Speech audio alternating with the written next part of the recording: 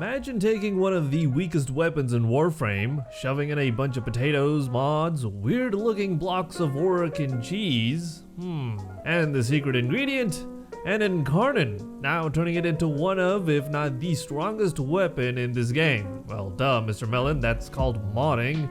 Well, I don't remember being able to mod the Acrid into something useful, at least not in the past couple of years or so. Anyway, if you haven't tried getting acquainted with the Furis before, well, you really should, because it melts Bone Widows even with next to no crit stats, and I'll show you how you can make it even more ridiculous with some help from Nezha. As always, gotta get some disclaimers and excuses in early. You'll see plenty of clumsy Nezha maneuvers throughout this video. I apologize, I'm just not used to his greasy feet balls. And there's probably better ways to build the Furis depending on what you're trying to go for. With that said, the stuff you're about to see can get quite comical. Right, here's the build for Nezha first. It doesn't really matter too much how you decide to go about this. The only thing you absolutely need is the Divine Retribution Augment for Nezha's 4th ability, which is what we're focusing on here. You can obtain this from either Steel Meridian or Cephalon Zuda for 25k standing at max rank. What this mod does is basically, on use of your 4th ability, meaning you press 4, the enemies get speared. The Divine Retribution mod then enables the spreadage of status effects from one speared enemy to all other speared enemies. Pressing 4 for the second time to retract your spears before the duration ends will then cause enemies to receive the full damage of all dots, like heat statuses, in one go. Kinda like Expedite Suffering, but better, as this works for more than just Slash and Toxin. Otherwise, this build is kinda light on Forma, aka blocks of work and cheese. You could go the extra mile with some Archon mods in here, but for the purposes of today's video, it is not required. Now, the Furis is something I find a bit fascinating. It's another case of D deciding to bless a particular weapon so that it shall no longer suck and instead turn into something that, like I said before, destroys Bone Widows with a status build in spite of the fact that those big chunkers carry on a special status cap. Why do they do this? Probably cause funny.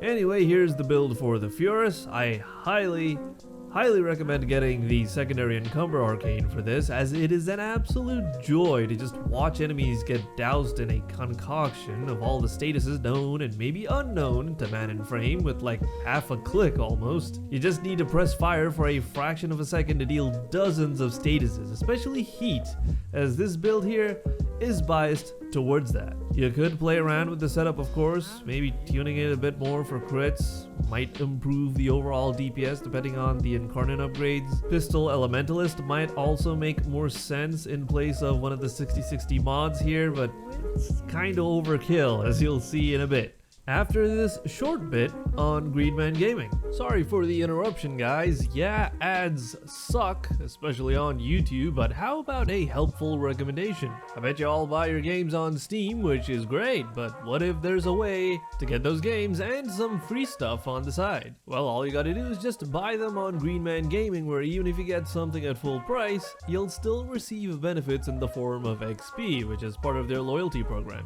All the Steam keys sold here are also sourced directly from the publishers, so no middlemen or scammy nonsense. I've also found that sometimes there's better deals here than on even Steam. Not to mention that a portion of any money spent on Greenman Gaming does go towards ecosystem restoration initiatives, which is pretty cool to see. It's kinda nice to know that your dollar would go further than just ending up in some OnlyFans Thoughts bathtub. So the next time you're thinking about buying games, it's probably worth checking out Greenman Gaming through the links in the description. Even just clicking on them to see what's on sale today does help out the channel a lot. Please note that for adblock users, the links in the description may get flagged. Do not be alarmed. Your internet history is safe. Purchases made on the site are recorded solely for the purposes of crediting the channel appropriately. It helps Mello afford some time for the month. So yeah, feel free to whitelist and save those links, save yourself some money, and get gaming today. Right, so here's a group of 20 Steel Path Exo officers at over level 200.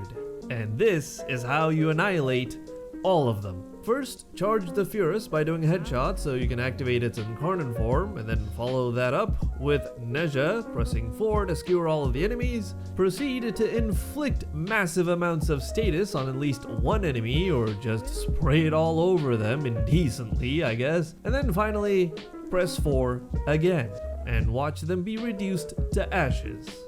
Need I remind you, this Furis doesn't even have a ribbon on it. Of course, this setup unsurprisingly runs out of gas pretty quick against enemies that are immune to status, like this Demolisher Juggernaut over here, which is sort of status immune. I mean, it can't get inflicted with status if you shoot it on its head, but on the sides though, no problems whatsoever apparently. But even then, some targets are just going to be tougher roadblocks, as this thing here is one chunky piece of meat at almost 1,000 heat procs.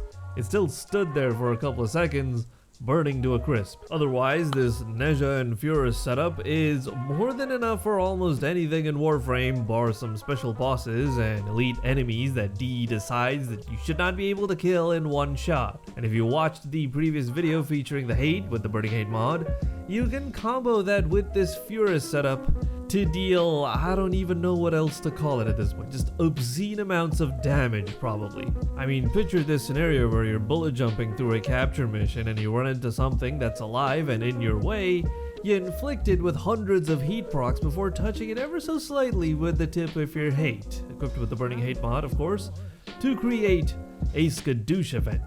Please do consider checking out the description for cool fun surprises. No, it's just different funnels for giving me money. I'd still appreciate it very much though. Otherwise, I've got more videos right here.